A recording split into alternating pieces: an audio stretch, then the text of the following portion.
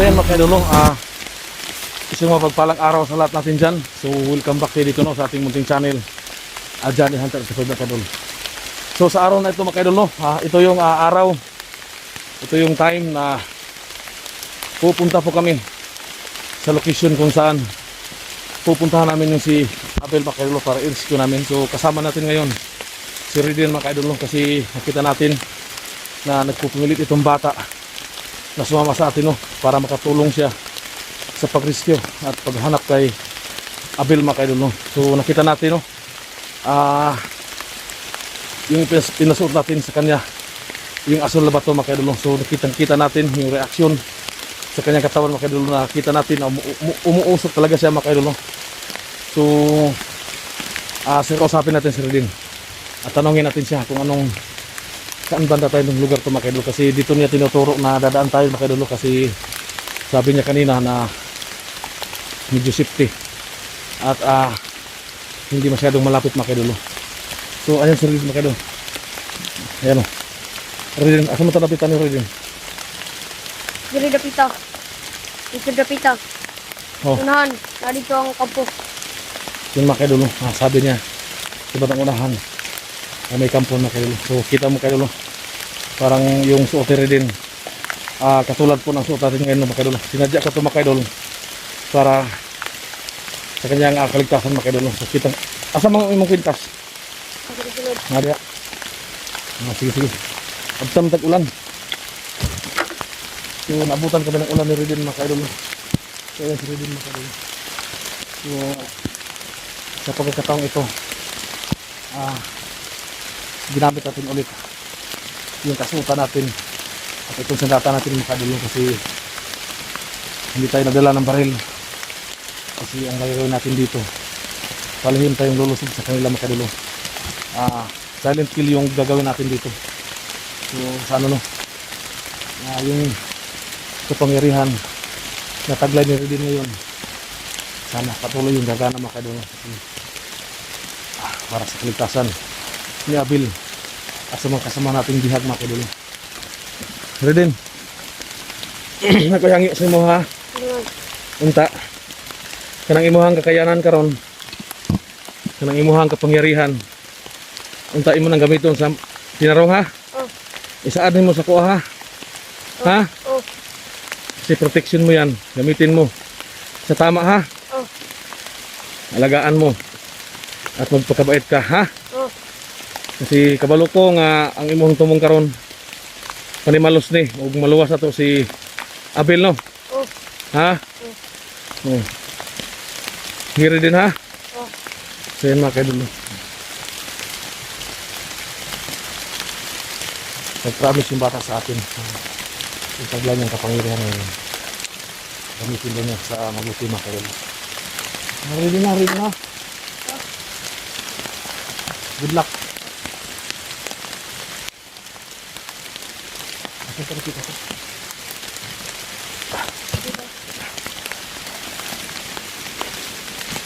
Sige na lang. So kita natin mga kaidolo, porsigido yung bata mga kaidolo. Redin dire tagi kay kon mo dire tagi ra. Dito kita tagi.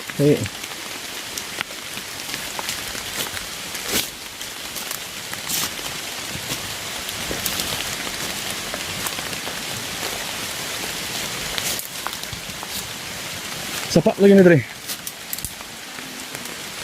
So dito may sapa.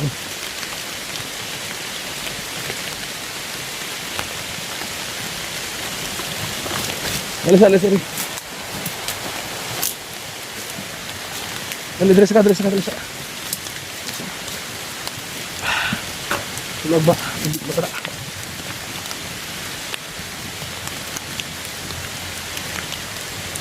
Kita mo kumpiyansa ha. Gawin natin dito, huwag tayong magkampante, huwag tayong magbigay ng kumpiyansa kahit na may taglay ka ang kapangyarihan sa bato. Huwag tayong magkumpiyansa ha. Ang kailangan natin dito hanggat maaari hindi sila makakuha sa to ha, hindi sila makatunog.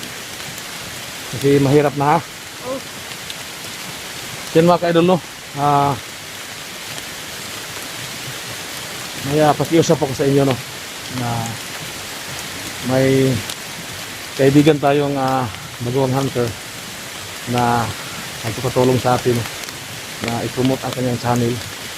So ako po humingi sa inyo, no, ng suporta, no? At pakivisit po sa kanyang munting channel, Mates Hunter 16 TV mga ka-idol, no? So sa mga solid supporters ko dyan, sa silent viewers ko dyan, sana po, no, sa binigay niyong suporta sa Johnny Hunter 85 channel, sana po, no, ganun din po ang gagawin yung suporta sa channel po ng bagong kasamahan natin, no, na si Mates Hunter 16 TV mga ka-idol, no? So asahan ko po yun sa inyo mga ka-idol, no? So pakivisit po sa kanyang munting channel. Inulit ko po, Mates Hunter TV 16 mga ka-idol, no? So kasi ang kwento nito mga ka-idol, no, may una siyang channel. So na-restrict daw kanyang channel mga ka-idol, kaya gumawa siya ng bago channel, Mates Hunter 16 TV mga ka-idol. Yun ang bagong channel niya mga ka-idol. Paki-support lang po mga ka-idol, no? So maraming salamat po at magandang tanghali sa lahat. So yan, saan ka, no? Ilang minute ha? Ito. Ilang minute naglakaw. Magmasid-masid ha. Lingit as palimot ha. So yun mga ka-idol, no? Naging agresibo talaga si Redin mga ka-idol, no? Ayan.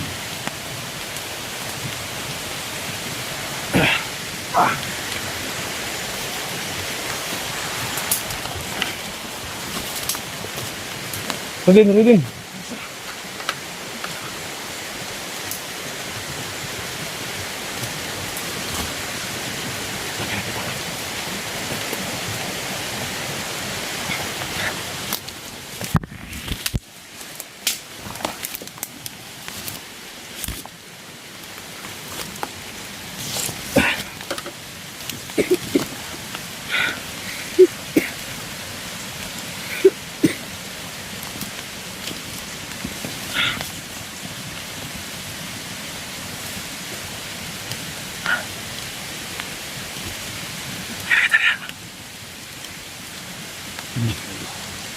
May napapansin si Redin.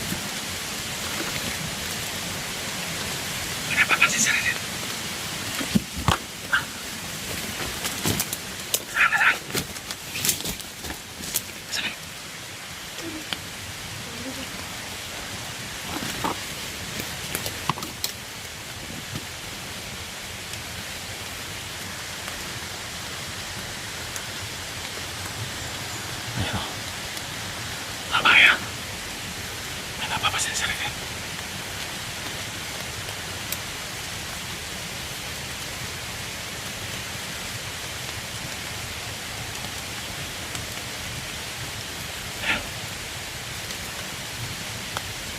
Susundan natin ito. Sino makilala, susundan natin.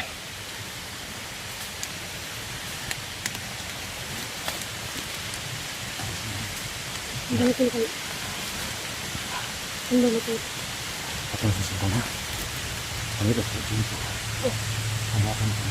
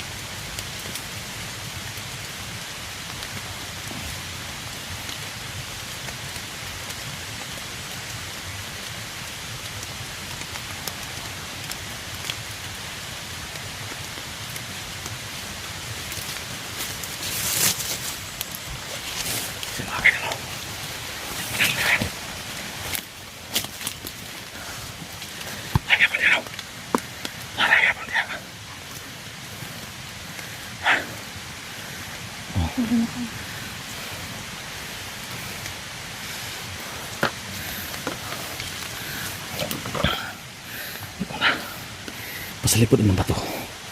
Sunod ko.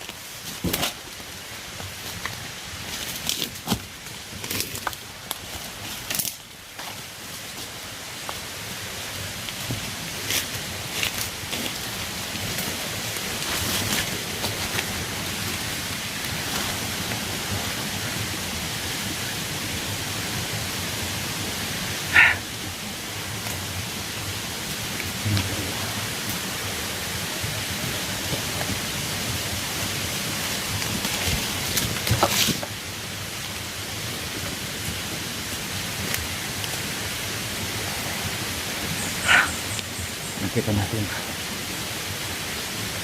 yung galawan ni Redin niya. Talagang nakapag-agresibo talaga ni Redin.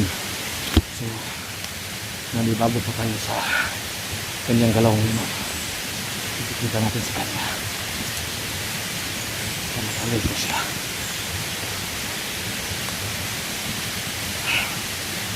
Sana ito na si Redin ang mag-ityok sa mga kasamaan naman dito. Dahil alam natin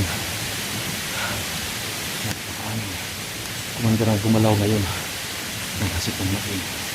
Sana ito na yung susi si Redin para siya katayabangan at sa taglay ng kapangyarihan naman.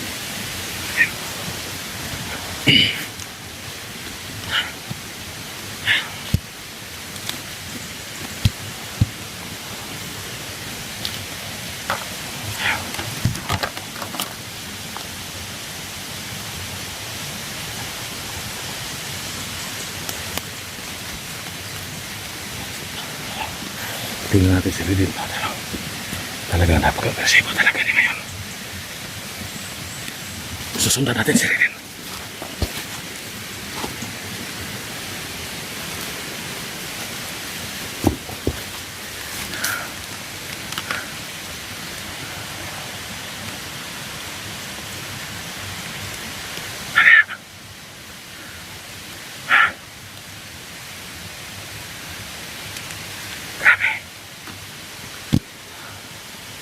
Pinanibago kay Redin mga kaidolo.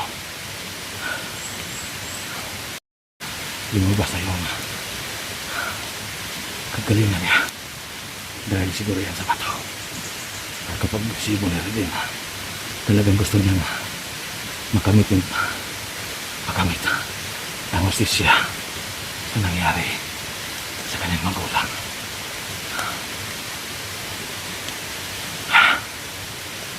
Nadia! Yan. Pagsinisari niya. Nalalit nandyan daw. Nakita ka niya. Kaya sa ilap niya. So.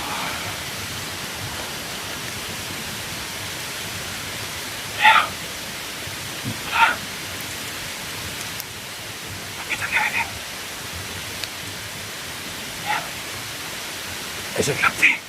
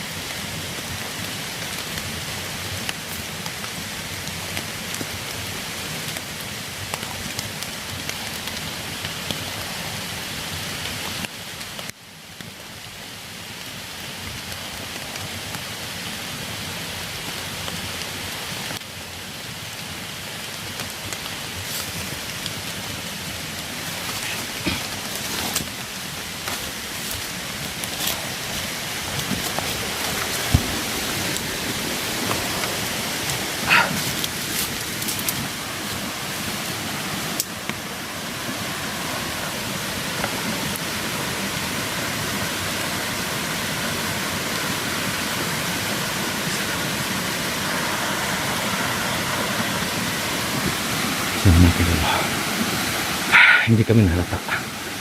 Kaya ang gagawin namin dito, susunod namin ito. Dahil ayon po sasabi nila din, may campus sa unahan.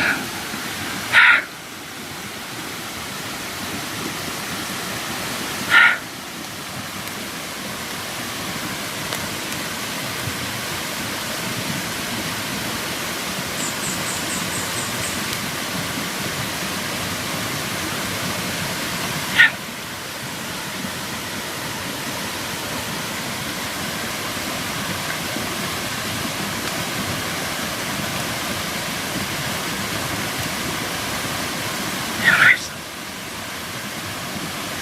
malis.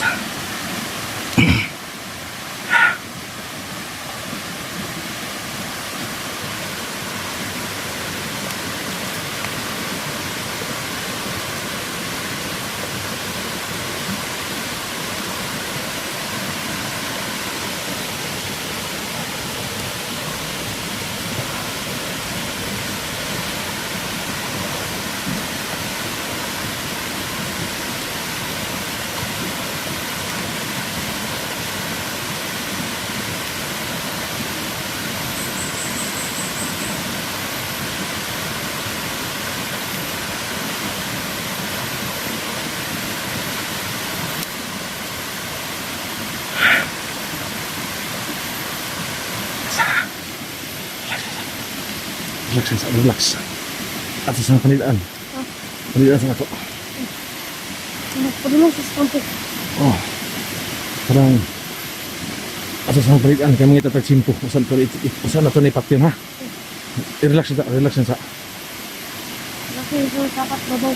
Oh.